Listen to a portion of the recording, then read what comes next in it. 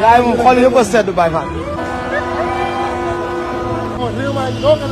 ma ne suba la àjjuma samedi kenn du liggéey. waaw seetlu sëñ bi nee na bu kenn dem di xëddoo.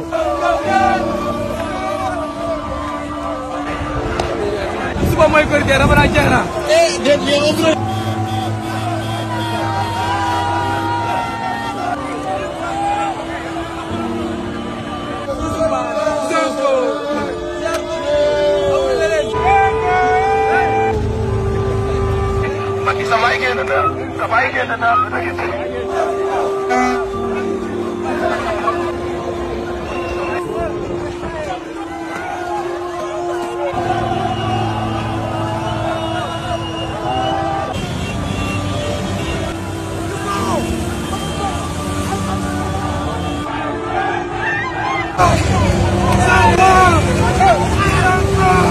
mbokk yi on s'est beaucoup battu pour un projet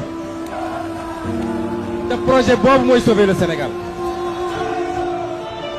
ay at juróom-ñeenti at ñuy xeex joxuñu nit xaalis sàcc ñu xaalisu réew mi joxe ko digguñu nit ñi lu amut waaye dañoo bokk ak yéen ay xalaat ci li war a defar réew mi. Je n'ai jamais vu ça, c'est tellement incroyable, c'est comme si qu'on avait regagné la Coupe d'Afrique. Yàlla mën a maye.